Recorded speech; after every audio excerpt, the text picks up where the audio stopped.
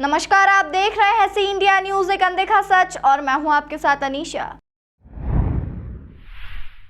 आगामी लोकसभा चुनाव के पूर्व कांग्रेस पार्टी को मध्य प्रदेश में बड़ा झटका लगा, जहां कांग्रेस के पूर्व प्रदेश अध्यक्ष सुरेश पचौरी सहित कई पूर्व विधायकों ने कांग्रेस का दामन छोड़कर भाजपा का दामन थाम लिया है, जिस पर कांग्रेस के प्रदेश प्रवक्ता अमीनुल खान सूरी ने बड़ा बयान देते हुए कहा कि ये लोग खादी की आड़ में खाकी पहनते हैं। कांग्रेस प्रवक्ता अमीनुल खान सूरी ने सुरेश पचौरी को लेकर कहा कि जो आदमी अपने जीवन में पार्षद का चुनाव कभी नहीं जीत पाया है, अनेकों बार विधानसभा व लोकसभा हारे, बावजूद इसके कांग्रेस पार्टी ने उन्हें कई बार राज्यसभा भेजा, यहाँ तक कि कांग्रेस के प्रदेश अध्यक्ष तक बनाया गया, और आज उन्होंने कांग्रेस पार्टी को यह सलाह दिया है, जिस पर कांग्रेस प्रदेश प्रवक्ता अमीनुल खान सूरी ने सुरेश पचौरी को कचौरी कहते हुए कहा कि ऐसे कचौरी समोसा यदि कांग्रेस छोड़कर भाजपा में शामिल होते हैं तो इससे कांग्रेस को कोई फर्क नहीं पड़ता। वहीं कांग्रेस के पूर्व विधायक संजय शुक्ला को लेकर उन्होंने कहा कि उस परिवार को पहली बार विधायकी देने का कार्य कांग्रेस पार्टी ने किया था, पर बरौली की जमीन के खनन का मामला आप सबके सामने है, जो उनके स्वर्गवासी पिताजी खनन करते रहे, जैसा राज्य सरकार का कहना रहा, और 140 करोड़ रुपए की उस पर रिकवरी निकाली। कांग्रेस प्रदेश प्रवक्ता ने कहा कि मैं प्रदेश के मुख्यमंत्री डॉक्टर मोहन यादव जी से पूछना चाहता हूँ कि आप संजय शुक्ला को भारतीय जनता पार्टी में शामिल करने के बाद क्या 140 करोड़ की रिकवरी नहीं करेंगे? क्या यह अंडर द टेबल 140 करोड़ का सेटलमेंट है? क्या यह जनता की गाड़ी कमाई जो 140 करोड़ रुपए संजय शुक्ला के भारतीय जनता पार्टी में शामिल होने से भुला दिए जाएंगे? रही बात देपालपुर के पूर्व विधायक विशाल पटेल की, तो वह बिचौली मर्दाना के रहने वाले हैं।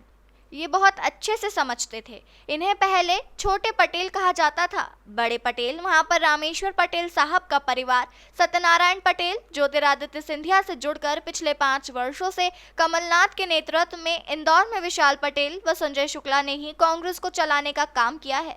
ऐसे लोग जिन्होंने खादी के नीचे खाकी पहन रखी है, उनके कारण ही हम 2023 में सरकार बनाने में असफल रहे हैं, और मध्य प्रदेश के पूर्व मुख्यमंत्री कमलनाथ की छवि को धूमिल करने का काम इन लोगों ने किया। इसी के कारण हम सरकार नहीं बना पाए। अच्छा है, इन सभी नेताओं की खादी के नीचे का रंग हमें देखने को मिला है। अब लड़ाई ज्यादा आसान होगी। देखिए, जो आदमी अपने जीवन में एक पार्षद का चुनाव कभी नहीं जीता, अनेकों बार विधानसभा हारा, लोकसभा हारा, पार्टी ने उसे अनेकों बार राज्यसभा भेजने का काम किया, केंद्र में मंत्री बनाया, प्रदेश कांग्रेस अध्यक्ष बनाया, ऐसे कचौरी समोसे अगर कांग्रेस से जाते हैं तो कांग्रेस पार्टी को कोई फर्क पड़ता नहीं है। रही बात पूर्व विधायक संजय शुक्ला जी की, उनके पिताजी जिनका स्वर्गवास हो गया, उन्होंने भारतीय जनता पार्टी से अनेकों बार विधायक बनने का प्रयास किया, उनके भाई ने किया, पूरा परिवार विधायकी के लिए तरसता रहा। उस परिवार को पहली बार विधायकी देने का कार्य कांग्रेस पार्टी ने किया था।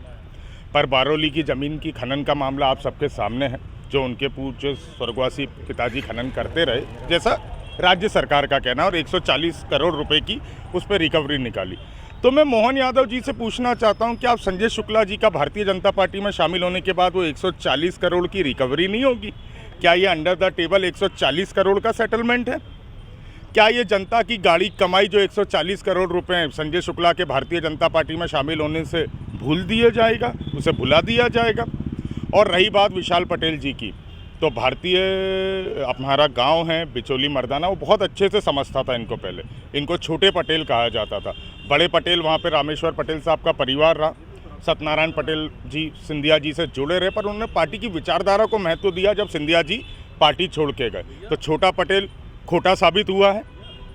विशाल पटेल जी कल तक प्रत्याशी की दौड़ में थे कांग्रेस की ओर से, रातों रात उन्होंने भाजपा ज्वाइन कर ली। देखिए, विगत पिछले 5 सालों से जब कमलनाथ जी मुख्यमंत्री रहे, प्रदेश कांग्रेस अध्यक्ष रहे, हम विपक्ष में रहे, संजय शुक्ला और विशाल पटेल ने ही इंदौर में कांग्रेस चलाने का कार्य किया, कमलनाथ जी की गाड़ी से लेकर कांग्रेस चलाने का काम किया। ऐसे लोग जिन्होंने खादी के नीचे खाकी पहन रखी है, उनके कारण ही हम 2023 में सरकार बनाने में असफल हुए। कमलनाथ जी को भ्रमित करने का कार्य इन सब लोगों ने किया, इसी के कारण हम सरकार नहीं बना पाए। अच्छा है, इनकी खाकी का रंग हमको नज़र आ गया है, जो इन्होंने खादी के नीचे छुपा रखा था। अब लड़ाई ज़्यादा आसान होगी। सर, क्या लगता है, कहाँ कमी देख रहे हैं आप इंदौर में? अब लगातार झटके एक के बाद एक लग रहा है मध्य प्रदेश में, कहाँ कमी देखते हैं आप प्रवक्ता होने के नाते इंदौर? देखिए, आप सबको भी विदित है कि 2023 में कांग्रेस की सरकार मध्य प्रदेश में बनती हुई दिख रही थी। मैंने पहले भी कहा, यही वो लोग हैं जिन्होंने खादी के नीचे खाकी पहन रखा था और कांग्रेस को कमज़ोर करके प्रदेश में भाजपा की सरकार बनाई।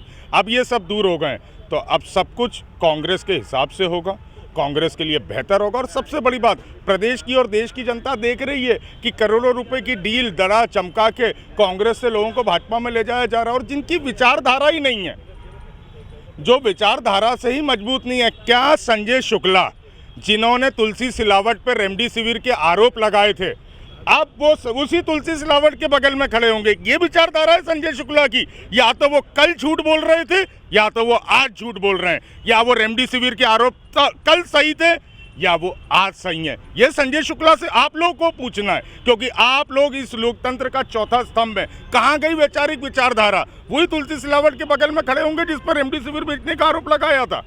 अब क्या माना जाए, संजय शुक्ला यहाँ से प्रत्याशी हो सकते हैं? ये तो भारतीय जनता पार्टी को तय करना है, और भारतीय जनता पार्टी के उस दरी बिछाने वाले कार्यकर्ता को तय करना है।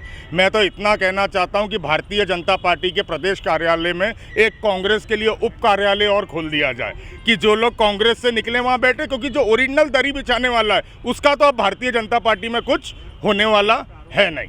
लोकसभा चुनाव लड़ेंगे निश्चित तौर पे प्रदेश कांग्रेस अध्यक्ष हैं, इंदौर से आते हैं। पार्टी हाईकमान चाहे जीतू पटवारी जी को टिकट दे, चाहे हमारे आखिरी पंक्ति के बैठे हुए किसी भी नेता को टिकट दे, कांग्रेस पार्टी इस बार मुंहतोड़ जवाब देगी और इंदौर लोकसभा जीत के बताएगी। प्रदेश के एक मंत्री कह रहे हैं कि 8 लाख मतों से इंदौर की सीट जीतेंगे। क्या माना जाए कि कांग्रेस का वर्चस्व धीरे धीरे खत्म हो रहा है इंदौर लोकसभा में? देखिए, ये तो परिणाम बताएंगे लोकसभा के, और मैं आपको आश्वस्त करना चाहता हूं, इस बार उन मंत्री जी की जुबान सही साबित नहीं सर, होगी। आप काफ़ी पुराने नेता, और लग रहा है कि और कोई नेता जाने वाले हैं कि आपका आकलन क्या कह रहा है? मुझे तो लगता है अभी बहुत सारे ऐसे लोग हैं जिन्होंने खादी के नीचे खाकी पहन रखी है, यानी और उन सबको चले जाना चाहिए, ताकि हमारे सामने हमारे दुश्मन तय हो जाए। इंदौर में भी है क्या संजय शुक्ला बोल रहे मैं ये नहीं जानता इंदौर में है, प्रदेश में है, देश में, पर मैं ये मान के चल रहा हूँ कि कांग्रेस की विचारधारा को इन्हीं लोगों ने कमजोर किया जिन्होंने खादी के नीचे खाकी पहनी है। कांग्रेस की विचारधारा मजबूत होगी इन लोगों के जाने से। तो कह रहे राम का अपमान हुआ, तो इसलिए मैं राम के साथ चला गया। देखिए, आप कहने को तो बहुत कुछ कह सकते हैं,